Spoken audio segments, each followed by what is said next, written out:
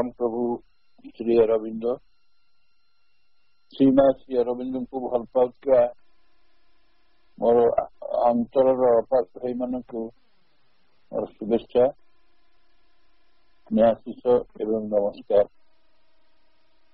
आम गत काली श्री अरविंद महान ग्रंथ दिव्य जीवन ग्रंथर चैप्टर 11 जार केते गुड़िए पाराग्राफ आलोचना हो सारी ग्रंथर प्रथम पाराग्राफ खाली आपण मान स्मरण कर डिटेल आगु डिस्कसन हो पुनरालोचना भी होती आम तो जिते आलोचना कले जहा कले भी भितर एटे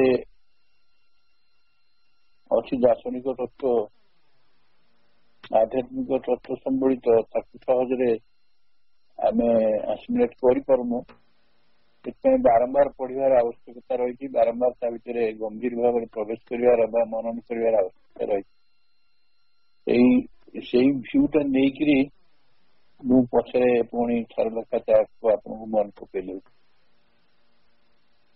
आम जो कार्य आलोचना कले गोटे कथा अंततः आम इम्पोर्टाट कथा जानिले जे चैप्टर को आम कहीं नहीं डिलाइट ऑफ एक्जिस्टेंस भाव डिलाइट ऑफ एक्जिस्टेंस दुईटी प्रबंध अच्छी गोटे प्रोब्लेम आ गोटे सॉल्यूशन।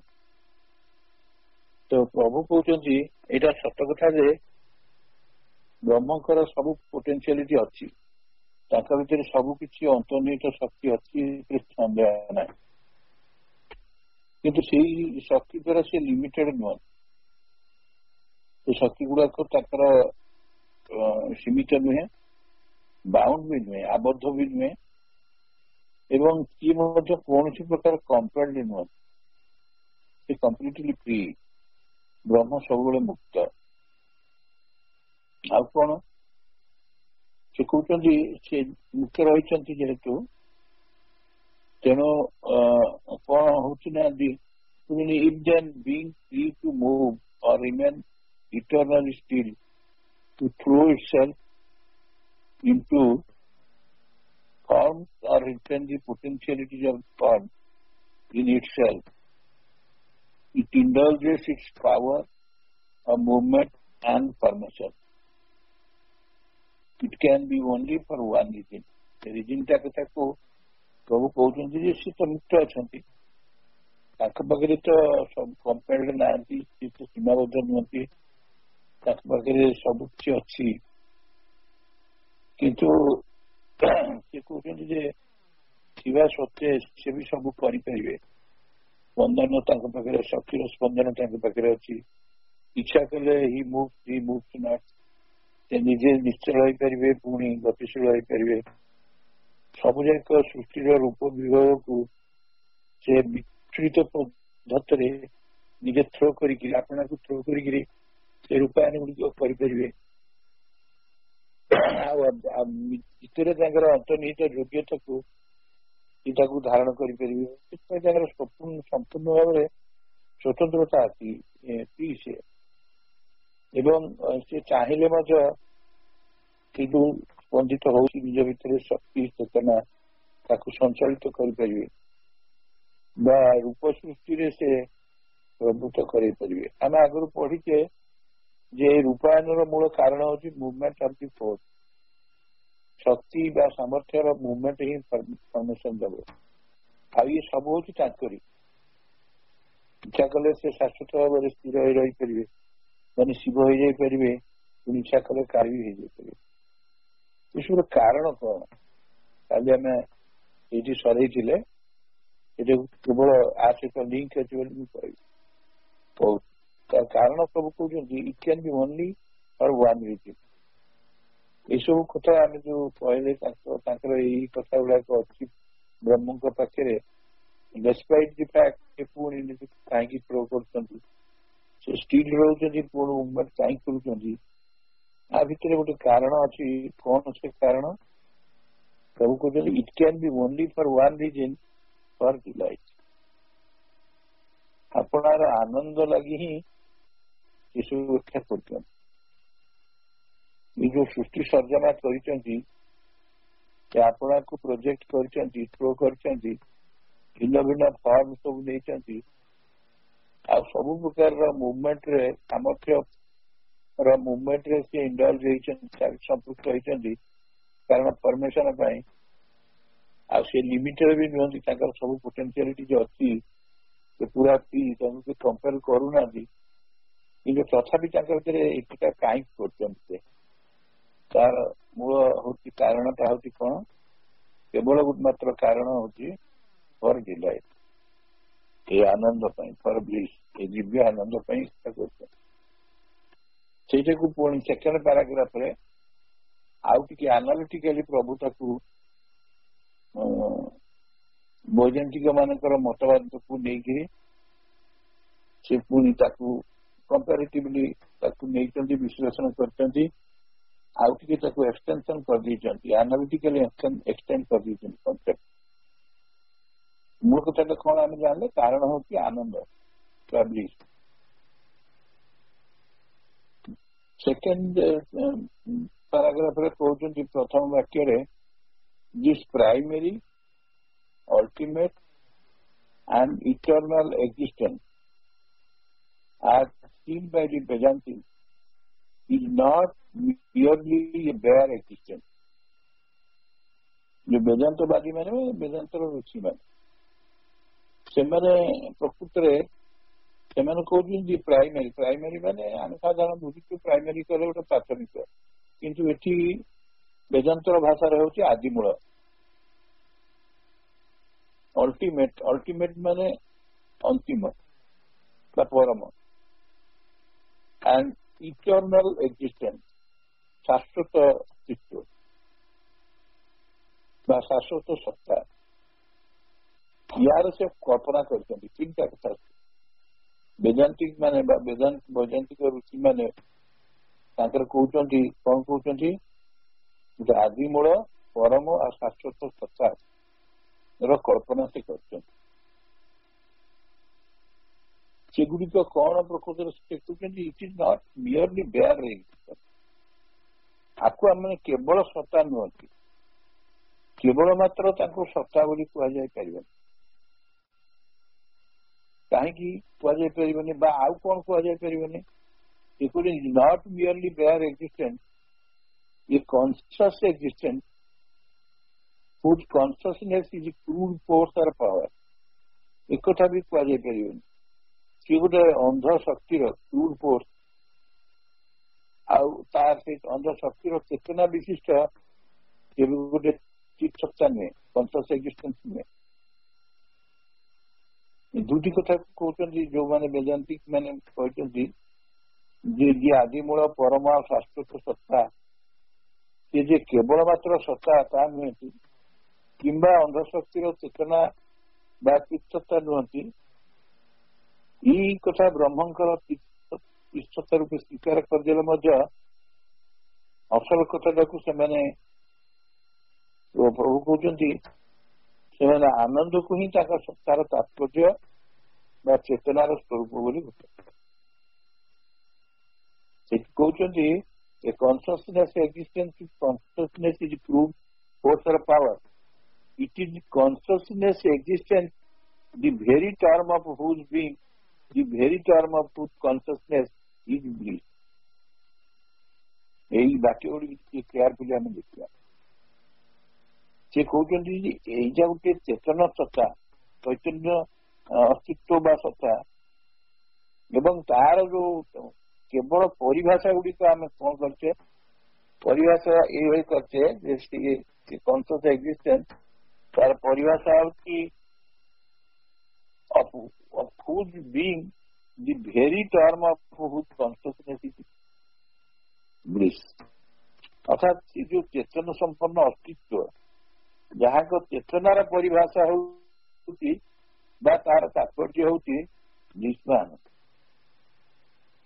ସେମାନେ ଏଠି କଣ ବୁଝିଲେ? ଆମେ ଯିଏ ଆଦିମୂଳ, ପରମ ଆଉ ଶାଶ୍ୱତ ସତ୍ତା, ଯାହାକୁ ସେଇ ବେଦାନ୍ତିକ ମାନେ ବା ଋଷି ମାନେ କଳ୍ପନା କରିଛନ୍ତି, ଏଠି ପ୍ରଭୁ କହୁଛନ୍ତି ସେମାନେ କେବଳ ସତ୍ତା ନୁହନ୍ତି, सामान्य केवल सत्ता नुहति किंबा अंधशक्तिर चेतना विशिष्ट चित्तता भी नुहति अंधशक्तिर जो चेतना माने क्रूड कन्सियसनेस फोर्स चित्तता तार मध्य सत्ता नुहति आमे जदि ब्रह्म को ग्रहण करना चित्तता रूपे स्वीकार करने से आनंद ही से सत्तार तात्पर्य और चेतना स्वरूप बोली ग्रहण घोषणा करते अर्थ कौन अर्थ हूँ चेतन संपन्न अस्तित्व मैंने जो अस्तित्व चेतन संपन्न चेतना कॉन्शियस एक्जिस्टेंस से कॉन्शियस एक्जिस्टेंस तो चेतन संपन्न अस्तित्व the very term of whose being Sattar परम तार परिभाषा हूँ कौन ना एवं चेतना हूँ कौन परिभाषा सतार परिभाषा एवं चेतना हूँ कौन मैंने गोटे चेतन संपूर्ण अस्तित्व तार चेतना को जदि आम दबा गोटे भाषा दबा गोटे भाषा प्रकाश करवा तार तात्पर्य को आम विश्लेषण करवा असल तात्पर्य तार हूँ कौन आनंद मैंने परम शाश्वत जी आदि मूल जी सी केवल सत्ता नुहति कौन सी अंध शक्ति सामर्थ्य चेतनार विशिष्ट तीर्थता नुहति सी गोटे आम जदि ब्रह्म को गोटे तीर्थता रूप नहीं जावा तार सी आनंद ही सत्तार तात्पर्य और चेतनार स्वरूप बोली आम घोषणा कर कहीं चेतना संपन्न जो अस्तित्व जहां चेतनार परिभाषा हूँ तात्पर्य हूँ ब्लिस गोटे कथा को कहवाई तार तात्पर्य परिभाषाटा हूँ आनंद से कथा आनालिटिकली प्रभु ताको डिसेक्ट करदे एवं आम भीतर ये वेदांती मानकर मतामत से कहते आम जोटा दि अल्टीमेट प्राइमरी दि इटर्नल एक्जिस्टेंस ये वेदांती ऋषि मैंने जहाँ देखुं केवल गोटे सत्ता नुहे सत्ता मात्र नुहे मियरली बेयर एक्जिस्टेंस नुहे जोटा क्रूड फोर्स बा पावर नुहे कॉन्शियस एक्जिस्टेंस से कौन ताले कॉन्शियस एक्जिस्टेंस जार टर्म हूँ सत्तार आम केमती बुझे पार कौ परिभाषा से चेतना हूँ जार चेतना हूँ आनंद तार परिभाषा हूँ आनंद अर्थात आनंद को ही सत्तार तात्पर्य चेतना स्वरूप बोली घोषणा करते वैदांतिक मैंने कहते आनंद ही सत्तार तात्पर्य और चेतना स्वरूप बोली घोषणा करते मैंने चेतना संपन्न जो अस्तित्व जहाँ का चेतनार परिभाषाटा हूँ कौन तात्पर्य हूँ आनंद आम फास्ट पाराग्राफ रे एकमात्र कारण आनंद कहले ये बर्तमान प्रभु सेकेंड पाराग्राफ रे सेगुड़ी विभिन्न दृष्टिकोण विचार मैंने वेदांतिक मैंने ऋषि मैंने कौन कहते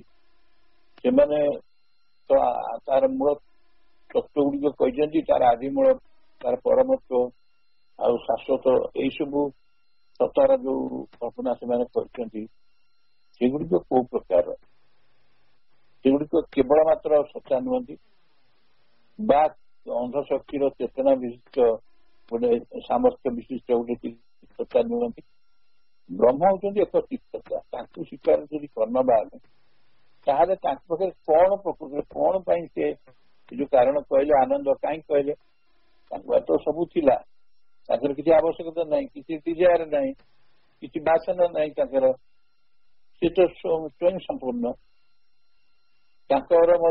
बाध्य करू नहीं सी पूरा पूरी फ्री से किंतु मूल रहा आनंद ही आनंद को प्रकाश करवा हूँ प्रकृत तात्पर्य से हूँ परिभाषा सी चेतन संपन्न अस्तित्व निश्चित କିନ୍ତୁ ତାଙ୍କର ସେଇ ଚେତନାର ପରିଭାଷାଟା ହଉଛି ବା ତାତ୍ପର୍ଯ୍ୟଟା ହଉଛି ଦିବ୍ୟ ଆନନ୍ଦ, ବ୍ଲିସ୍ ବା ଆନନ୍ଦ,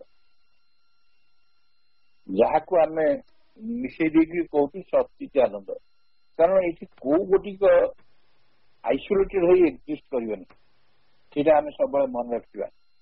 ସଚିତ ଆନନ୍ଦରୁ ଆମେ କହିବା ସତ୍ଟା ଆଇସୋଲେଟେଡ ହେଇକି ଏକ୍ଜିଷ୍ଟ କରୁଛି ବା ଚିତ୍ ଶକ୍ତିଟା ଏକ୍ଜିଷ୍ଟ କରୁଛି ବା ଆନନ୍ଦ ସେପାରେଟଲି ହେଇପାରିବନି। ଏଇଟା ଟୁଇନ୍, ଏ ତିନିଟା ଯାକ ମିଶିକିରି ଆମକୁ ସଚିତ ଆନନ୍ଦର କନସେପ୍ଟ ଦଉଛି।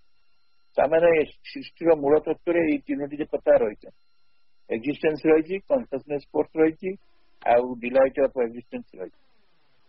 ଏ ତିନୋଟି ଯାକ ମିଶିକିରି ଆମକୁ ସଚିତ ଆନନ୍ଦର କନସେପ୍ଟ, ଯୋଉ ଯିଏକି ଏ ସୃଷ୍ଟିର ମୂଳ କାରଣ, ଯାହାର ଏ ସମସ୍ତ ପରିବ୍ୟାପ୍ତ। ଯେତେବେଳେ ସେ ନିଜକୁ ବହୁ ହେଇଯାଉଛନ୍ତି କିନ୍ତୁ ତାଙ୍କର ମୌଳିକତା କମୁନି, ହୋଲନେସ୍ ଟା କମୁନି, କମ୍ପ୍ଲିଟନେସ୍ ଟା କୋଉଠି କମୁନି।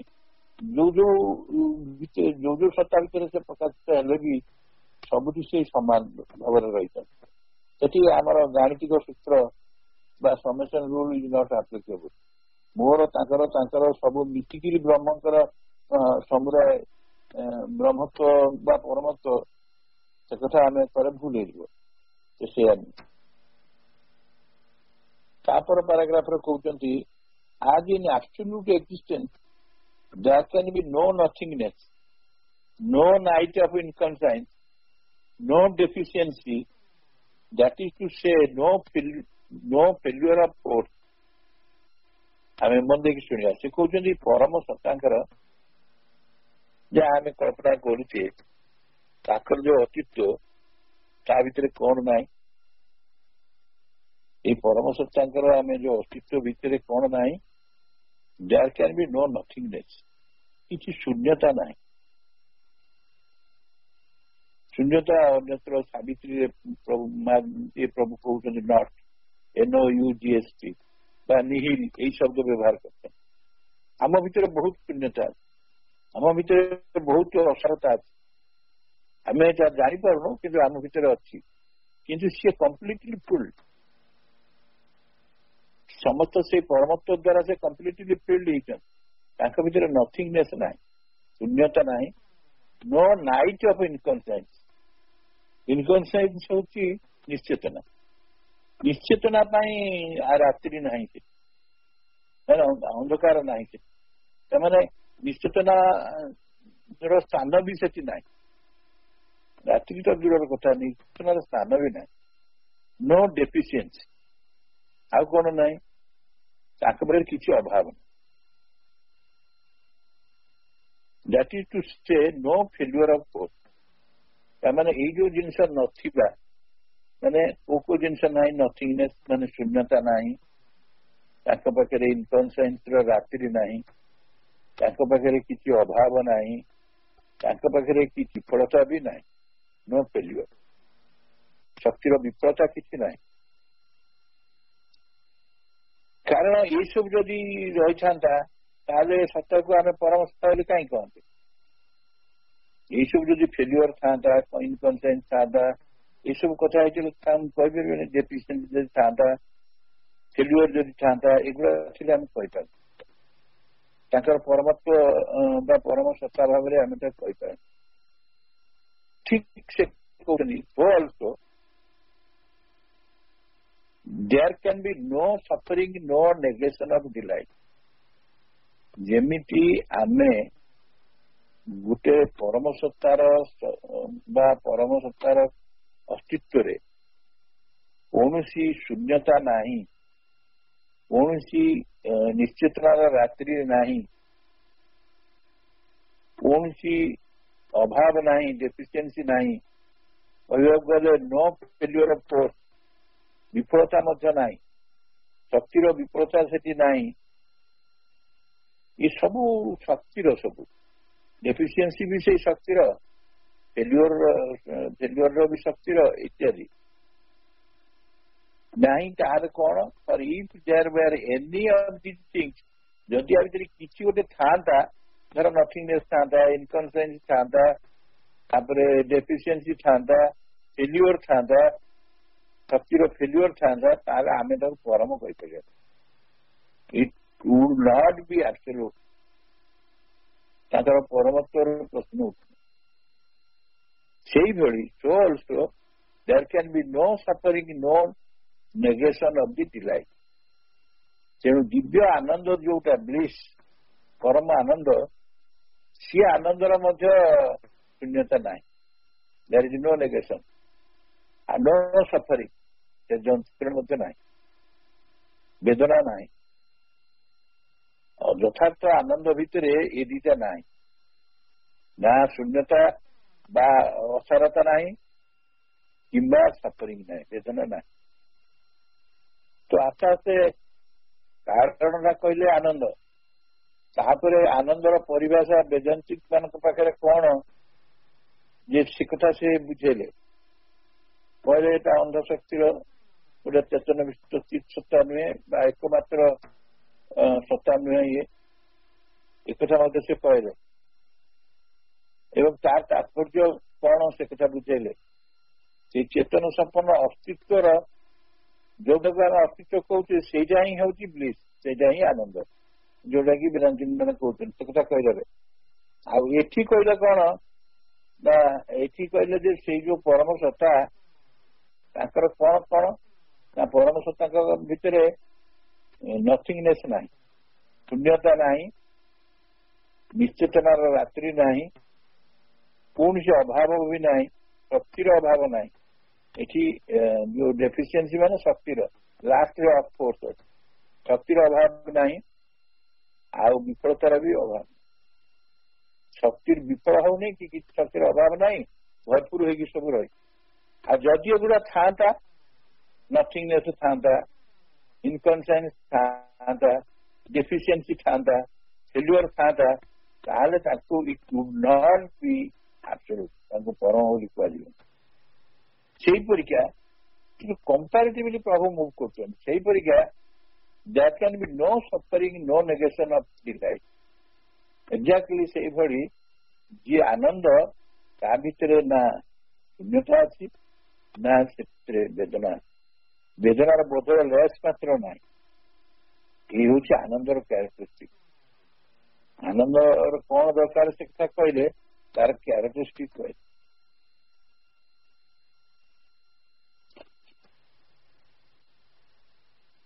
ନେକ୍ସଟ ସେଣ୍ଟେନ୍ସରେ କହୁଛନ୍ତି absoluteness of the conscious existence is illimitable bliss of conscious existence।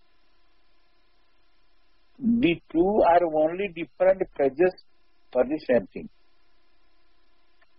ସେ କହୁଛନ୍ତି ଯେ ଚିନ୍ମୟ ସତ୍ତାର ପରମତ୍ୱ ବା ପରମତା ଯାହା କହୁଛି absoluteness, ଯାହା ସେଇ ଚିନ୍ମୟ ସତ୍ତାର ଇଲିମିଟେବୁଲ ବ୍ଲିସ୍ ମଧ୍ୟ ସେଇଆ।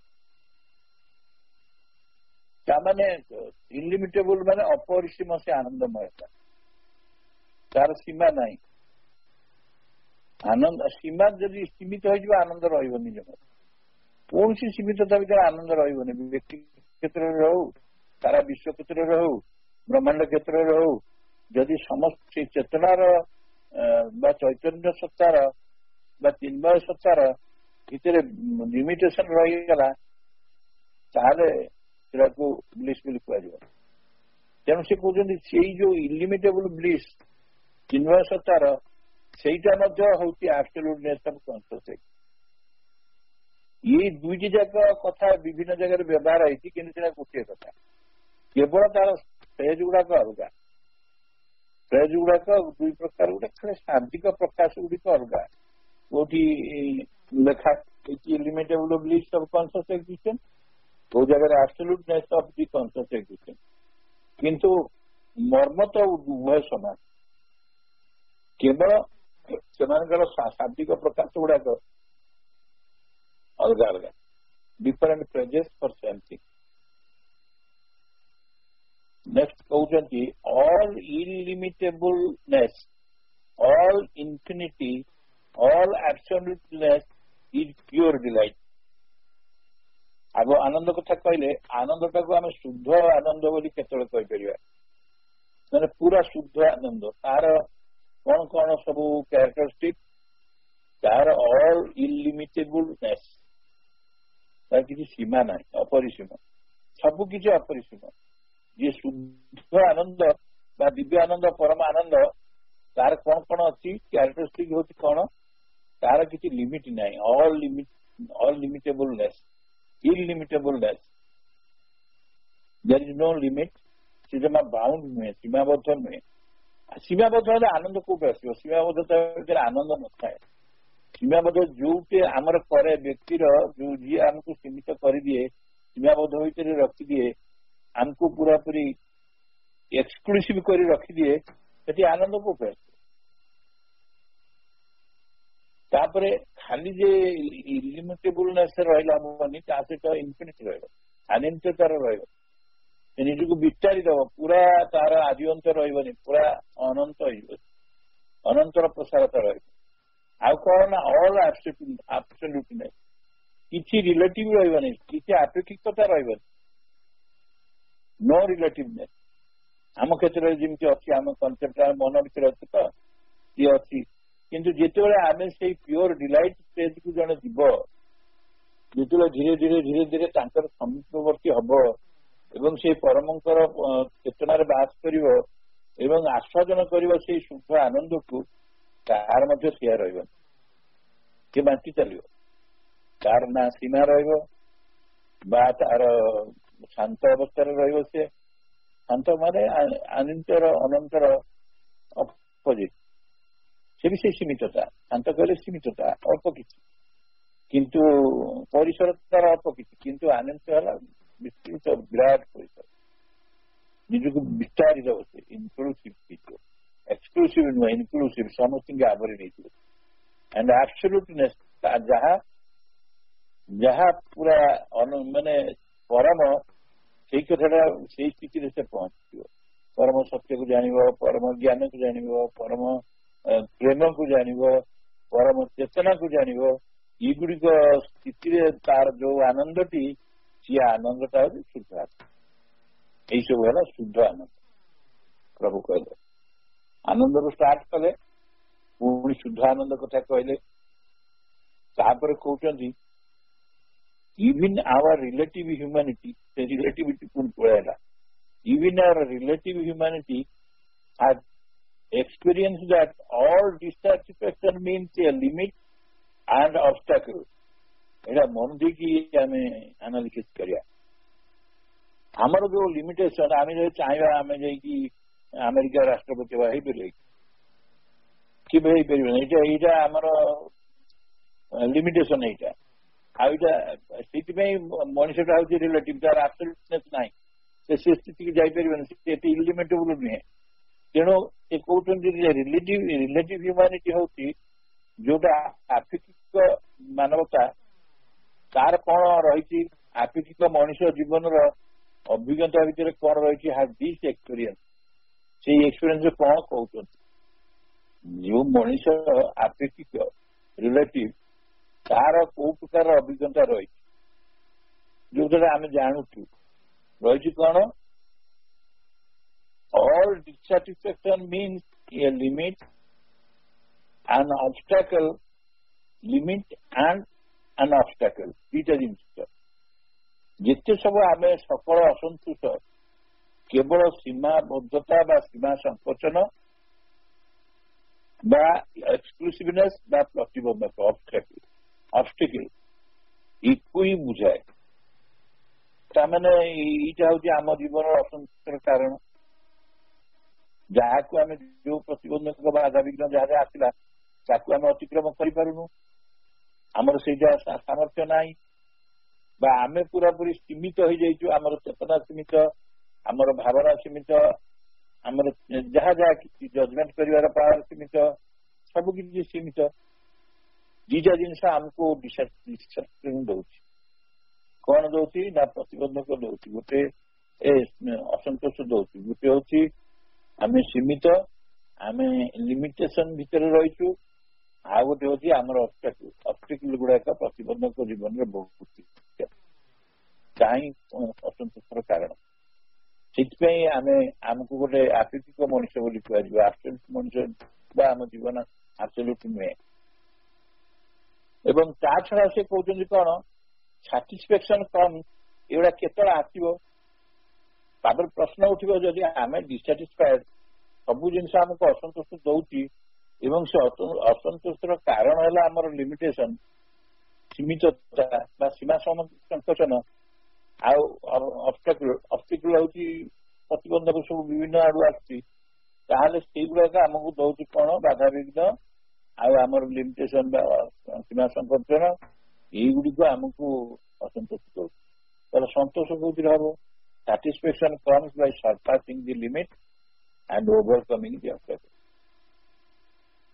प्रभु कहले आमे जदि यही लिमिट टाकू सरपास करिया आम निजे मो स्त्री मो पिला कि मोर आत्मीय भितर मुझे रही गोटे छोटिया सर्कल टे करी छोटिया सर्कल टे आंकी तार भीतर रही सर्कल बाहर को जहाँ जीवी सरपास करी विस्तारित करी दुनिया कहार की आदर करी क्या भल पाइबे क्या आपण ने क्या इनक्लूड करें इनक्लूसिव करें किंतु जो लिमिट क्रॉस करी कि बाड़ाटा को भांगी देवी चारिकड़े पड़ता बाड़ाटा को जो गोटे सर्कल भितर मुझे अच्छी विराट करदेवी पूरा विराट व्यास विशिष्ट करदेवी आउ कौन करी ना ऑब्स्टेकल को मत अतिक्रम करने पड़े जो ऑब्स्टेकल गुटे कि आसी अनेक गुड़िक आम अतिक्रम कर आम भितर गोटे अतिक्रम कर जो सामर्थ्य दरकार जहाँ से शक्ति सामर्थ्य पाइबा कथा आम भूल जाऊ आम निज चेष्टा करुचु निज चेष्टा सफल हो बहुत समय आम विफल हो जाऊ जहाँ जमी हवा कथा ऑब्स्टेकलटा बाधा विघ्न को आम अतिक्रम करने कथा बाधा विघ्न दरकार जीवन में it is not desirable but से दृष्टि डिजायरेबल नुहे जो सब मोर बाधा विघ्न आसू मत जंत्रणा हो मत दुख हो मत देह खराब हो नॉट नेसेसरी माँ कहते से इनभाइट करवानी किंतु आसिले आम नेगेटिवली नबानी आम अतिक्रम करवा ना सब डिसाटिस्फेक्शन रहे हे मो क्षेत्र में आसला अन्य कार आसुना मुझे अमंगल करनी तार टंका पैसा तुषारपात करने क्या संपत्ति गाड़ी नहीं जाइने जो मैंने चाउकिया लोक अमुक समूक से क्षेत्र में किसी ना मो क्षेत्र में एगुड़ा कहीं हो ना इट इज नॉट दैट असल संतोषटा मिल केतबले आम लिमिटेड प्रथम आगे लिमिटेशन ये लिमिटेशन दी प्रकार गोटे कानगत आ गोटे कारागत space and time related to space and time खाली स्पेस टाक बढ़े हेनी समय टाक भी तार शाश्वत को देवाक पड़े ताहले जाइए आम कौन कर ऑब्स्टेकल किसी असुविधा रही obstacle almost will be forgotten माने ऑलमोस्ट मिल से ऑब्स्टेकल जिते आम देखुचे आम आम गोटे दुख आस व्यक्तिगत भाव में बेले आम तो सह कर भारी कष्ट हो आम जदि आमर जो मैंने हिताकांक्षी भर जदि आम से बांटी दबा समस्त को जदि से आणिक इनक्लूड करदे इनक्लूसिव करदे नहीं पॉजिटिव सेंस से कमिज जो असंतोषटा से कमी ताने निजर जो स्पेस आउ टाइम रिलेटेड लिमिट एटेंड कर कथा प्रभु कह यहीटा कारण मनुष्य कौन करे मनुष्य सब भावे मुझे आउ का चिंता न करी मो पाखे जी धन पैसा अच्छी आउरी जदि मो धन पैसा अच्छी जो उपाय हो सी अन्याय हो दुर्नीति हो जो उपाय हो मुझे करके रखीदे विफल करदेवी कहीं जापर मोर जो परवर्ती जिते सब पीढ़ी आसवे असुविधा हम ये जो नोशन थाए कनसेप्ट थाए आइडिया थाए तार यही आइडिया हूँ limitation this is what is called limitation आम तो सब जो मैंने मासी धारा अंततः निजक प्रस्तुत करने चाहूँ आम यहाँ बुझिलु प्रकृति कौन ये माँ जमी कहते तमें जदि सर्कुलेट न करमती गहना सब आम रखीचे नहीं लकर रखीचे सेमती आगे सब था मटिया पूरे पोतिकी रखुले मटी गड़ी जब सर्कुलेशन से मटी गड़ी एक दुई हूँ कार तार सृष्टिकर्ता किए तार असल सोर्स कौटी रही ସେଟା ବି ଆମେ ଭୁଲି ଯାଉଛୁ। ଆମେ ସବୁଗୁଡା ମୋର ମୋର କହିକି ମାରି ବସୁଛୁ, କାଳେ ସେ ପଳେଇଯିବ, ପୁଣି ବେଳେ ବେଳେ ପଳେଇ ଯାଉଛି, ପ୍ରକୃତି ତାର ପ୍ରତିକ୍ରିୟା ଦେଖଉଛି, କେତେବେଳେ ସଫଳ ଯାଉଛି, ସିନେମାର କଥା ଭାଙ୍ଗି ଦୁଇଟା ଯାହା ଥିଲା ଦିନେ ପଶୁଛନ୍ତି ଡକାରୁ ସବ ସୁନା ଫୁନା ନେଇକି ପଳଉଛନ୍ତି। ଯେତେବେଳେ ଆସିକିରି ଏନଫୋର୍ସମେଣ୍ଟ ଡିପାର୍ଟମେଣ୍ଟ ପଶୁଛି ତ କେତେ କେତେ ପଇସା ନେଇ ପଳଉଛି। ସେତିକିବେଳେ ଆମେ ସେ କଣ ମନେ ପଡୁଛନ୍ତି, ସେତେବେଳେ ଆ ଭଗବାନ ଡାକ୍ତର ଶୁଣିବେ କି, କାହିଁ ମନେ ନେଇଗଲେ ମତେ ରକ୍ଷା କରିବା କେହି ଶୁଣିବେ। ତ ଏଇ ସବୁ କଥା ଗୁଡାକ କହୁଛନ୍ତି ମୂଳ କଥା, ଏଇଟା ମୌଳିକ କଥା। ମୌଳିକ କଥା କେବେ ରିଲେଟିଭ ନୁହେଁ, ଏଥିରେ ରିଲେଟିଭିଟି ରହିଛି, ଆପେକ୍ଷିକତା ରହିଛି। ତେଣୁ ସେ କହୁଛନ୍ତି this is because our original being is absolute in full possession of its infinite and illimitable। ଆମର ଏଠି କଥା କଣ ପଡିଲା, ଯଦି ଆମେ ଇଲିମିଟେବୁଲ ହବା, ଆମେ ଯଦି ସ୍ପେସ୍ ଆଣ୍ଡ ଟାଇମ ଦ୍ୱାରା ସୀମିତ ନ ହେଇକି ଏକ୍ସଟେଣ୍ଡେଡ ହେଇଯିବା, ଆମେ ଯଦି ଏଇ ସବୁ ଯୋଉ ଜିନିଷ ଆମକୁ ଅବଷ୍ଟିକଲ ବୋଲି ଆସୁଛି, ଯାହାଦ୍ୱାରା ଆମର ଅସନ୍ତୁଷ୍ଟ ଭାବ ଆସୁଛି, ସେ କହୁଛନ୍ତି ଆମେ ଅରିଜିନାଲ ସେଇଟା ନୁହଁ, ଆମେ ଅରିଜିନାଲ ବିଇଂ ହଉଛି ଆବସଲ୍ୟୁଟ, ତା ଭିତରେ ରିଲେଟିଭ କଥା ନାହିଁ। ସେ ପରମଙ୍କର ସବୁ ପରମତ୍ୱକୁ ସେ ନେଇକି ଆସିଛି, ଫୁଲ ପୋଜିସନରେ ଆସିଛି, in full possession of its infinite. ଅନିମିତତା ତା ଭିତରେ ଭରିକି ରହିଛି, ଇଲିମିଟେବୁଲ ଟା ତା ଭିତରେ ଭରିକି, ଅସୀମ ନୁହେଁ, ଅସୀମତା। ଆଉ କଣ ଅଛି ନା ସେଲ୍ଫ କନସିୟସନେସ, ଆତ୍ମସଚେତନତା। ଆଉ କଣ ଅଛି ସେଲ୍ଫ ପାୱାର, ଆତ୍ମଶକ୍ତି। ଏ ସବୁ ଯାକ ହଉଛି ଏ ସେଲ୍ଫ ପୋଜିସନ। ତାର ନାଁଟା କଣ ସେଇଟା ଶୁଣିଲେ ଆମକୁ ଆଚମ୍ବିତ ଲାଗିବ। ଏଇ ଯୋଉ କଥାଟା କହିଲେନି, ମାନେ ସିଏ infinity, illimitable, self consciousness, self power, ଇଏ ସବୁ କିଏ? ସିଏ କହୁଛନ୍ତି ଏଇ ଯୋଉ ସେଲ୍ଫ ପୋଜିସନ, ସିଏ ଆଉ କେହି ନୁହନ୍ତି, ତାର ଆଉ ଗୋଟେ ନାଁ ପରିଭାଷ ହଉଛି ସେଲ୍ଫ ଡିଭାଇନ। ଦେଖିଲେ ନା କେତେ ସୁନ୍ଦର ଭାବରେ ପ୍ରଭୁ ଆମକୁ କହିଲେ। ପରମ ସତ୍ତା ହଉଛି ଆମର ସର୍ବମୂଳ ଅସଲ ସତ୍ତା। ପରମ ସତ୍ତାର ଅଛି କଣ? ଆନନ୍ଦ ଅଛି, ଅପରିସୀମତା ଅଛି, ଆତ୍ମଚେତନ ଅନୁଭୂତି ଅଛି, ଆତ୍ମସତ୍ତାର ଅଛି, ପୋଜିସନ ଅଛି। ତେଣୁ ପରମ ସତ୍ତାର ଅନନ୍ତ ଅପରିସୀମ ଆତ୍ମଚେତନା ଏବଂ ଆତ୍ମଶକ୍ତି ଆମ ସତ୍ତାର ପୂର୍ଣ୍ଣ ଅଧିକାର ରହିଛି। ପିତାର ସମ୍ପତ୍ତିର ପୁତ୍ରର ପୂର୍ଣ୍ଣ ଅଧିକାର। ସେ ପିତା ଏମିତି ଆମର ସାଂସାରିକ ପିତା ନୁହନ୍ତି, ସେ ହଉଛନ୍ତି ସେଇ ପରମ ପିତା ଯିଏ, ସେ ପୁରୁଷୋତ୍ତମ। ଆମର ଅଧିକାର ରହିଛି, ଆମଠୁ କେହି ସେ ଅଧିକାର ଆମେ କେହି ଛଡେଇକିରି ନଉନେବି, କିନ୍ତୁ ଆମେ ସଚେତନ ନୁହଁ, ଆମେ ଜାଣିନୁ ଏଗୁଡା ସବୁ ଅଛି ବୋଲି। ସେଇଥିପାଇଁ ଯୋଉ ଲାଷ୍ଟରେ କହିବେ ବିୟୁଟିଫୁଲ କଥା କହିବେ, ଲାଷ୍ଟ ଟାଇମ ସେଇ ଅଧିକାର ଲାଭର ଅନ୍ୟ ନାମ ହଉଛି ଆତ୍ମାନନ୍ଦ। ସରିଲା, ଯୋଉଠି ଯୋଉ ଶବ୍ଦ ଆସିଲା ପ୍ରଭୁ ସେଇଠି ଲଗେଇଦେଲେ, ଆନନ୍ଦଟାକୁ ରଖିଦେଲେ। କୋଉଠି ଶୁଦ୍ଧ ଆନନ୍ଦ ରଖିଦେଲେ, କୋଉଠି କାରଣକୁ ଆନନ୍ଦ ଭାବରେ ରଖିଦେଲେ। ଏଠି କହିଲେ ଆମର ଯୋଉ ଅଧିକାର ଅଛି ସେଇ ଯୋଉ ପରମ ପିତାଙ୍କର ଏଇ କଥା ପାଇବାର ସବୁ, ଯେ ଆମେ ପାଇବା, ମାନେ ଏଇଟା ଆମର ଫୁଲ ଆବସଲ୍ୟୁଟ ପୋଜିସନ, ଇନଫାନାଇଟ ଆମର ପାଇବା, ଇଲିମିଟେବୁଲ ପାଇବା, ଲିମିଟେବୁଲ ଟାକୁ ପାଇବା, ଇଲିମିଟେବୁଲ ଏଗୁଡିକ ସବୁ ସେଲ୍ଫ କନସିୟସନେସ ପାଇବା, ସେଲ୍ଫ ପାୱାର ପାଇବା। ତେଣୁ ଇଲିମିଟେବୁଲ, ଇନଫାନାଇଟ, ସେଲ୍ଫ ପାୱାର, ସେଲ୍ଫ କନସିୟସନେସ, ଏଇଟା ଯେ ଆମର ପୋଜିସନ ହବ, ଆତ୍ମ ଅଧିକାରକୁ ଆସିବ, ଏ ପ୍ରତ୍ୟେକ ସତ୍ତାର, ତାର ଅନ୍ୟ ନାମଟି ହଉଛି ସେଲ୍ଫ ଡିଭାଇନ, ଆତ୍ମାନନ୍ଦ। ଏଇଟା ହଉଛି ସବୁଠୁ ଇମ୍ପୋର୍ଟାଣ୍ଟ କଥା ସବୁ କହୁଛନ୍ତି। ଏଇଟା ଅଲ୍ଟିମେଟ କଞ୍ଜୁମେସନ, ଫାଇନାଲ କଞ୍ଜୁମେସନ କହୁଛନ୍ତି। କିନ୍ତୁ କେମିତି ଆସିବ? ସ୍ୱପ୍ନରେ ଆସିବ ନା ଏମିତି ଅଲଗା ସଡନ ପଳେଇ ଆସିବ ନା ଏମିତି କେମିତି ଆସିବ? ସେ କହୁଛନ୍ତି and in proportion as the relative touches upon that self possession it moves towards the satisfaction process of delight। ଦେଖିଲେ, ଇଏ ଗୋଟେ ଆନୁପାତିକ ଭାବରେ ଆସିବ। ଯେହେତୁ ଆମ ଜୀବନ ଏଇଟା ହିଁ, ସେଇଥିପାଇଁ ଆମ ଜୀବନଟା ଆପେକ୍ଷିକ, ସେଇଥିପାଇଁ ଆମ ଜୀବନଟା ଆବସଲ୍ୟୁଟ ନୁହେଁ। ଆମେ ଯେତେ ଯେତେ ତାଙ୍କ ପାଖକୁ ପାଖକୁ ପାଖକୁ ଯିବା, ସେଇ ଅନୁପାତରେ ସିଏ ଆମେ ଅଧିକୃତ ହେଇପାରିବା। ଅର୍ଥାତ୍ ଅଧିକୃତ ହେବା ମାନେ କିଏ କଣ ପାଇବା? ସେତିକି ଆମେ ତୃପ୍ତିର ବିଶାତିକରଣ ହଉଥିଲା, ବର୍ତ୍ତମାନ ସାଟିସ୍ଫାକ୍ସନ ପାଖକୁ ଯିବା, ଆଉ ସେତିକି ଆମେ ତାଙ୍କର ସ୍ପର୍ଶ ଲାଭ କରୁଥିବା। ଆଉ ସେ ସ୍ପର୍ଶଟା କିଏ, କାହାର ସ୍ପର୍ଶ?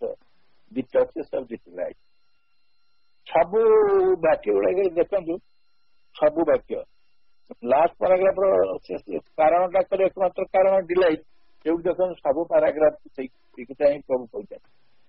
କୋଉଠି ତାକୁ ପରିଭାଷା ଡିଲାଇଟ୍, କାହାର ପରିଭାଷାକୁ ଡିଲାଇଟ୍ ଏକ୍ସପ୍ରେସ କରୁଛନ୍ତି, କୋଉଠି ଶୁଦ୍ଧ ଆନନ୍ଦ କହୁଛନ୍ତି, କୋଉଠି ଆତ୍ମାନନ୍ଦ କହୁଛନ୍ତି, ଏଇସବୁ କହିକା ଯାଉଛନ୍ତି। କିନ୍ତୁ ଅସଲ କଥା ଆମେ କଣ କହିବା ଯେ ଆମେ ଯଦି ମୂଳତଃ ଅରିଜିନାଲ ବିଙ୍ଗ ହଉଛି ତାଙ୍କରି, ଆମେ ଅରିଜିନାଲ ବିଙ୍ଗ ଯିଏ ଆବସଲ୍ୟୁଟ ଆମେ ସିଏ, ଆମେ ଯଦି ସବୁ ଯାକ ଫୁଲ ପଜିସନରେ ରହନ୍ତେ, ପୁରା ଫୁଲ ସାଟିସ୍ଫାକ୍ସନରେ ରହନ୍ତେ, କଣ ଅସୁବିଧା ହେଇଛି? ଆମେ କାହିଁକି, ଆମ ପାଖରେ କଣ, ଆମ ପାଖରେ ସବୁ ଯାକ ଲିମିଟେସନ ଅଛି, ଆମ ପାଖରେ ସବୁ ଯାକ ପ୍ରତିବନ୍ଧକ ଆମ ପାଖରେ ଅଛି।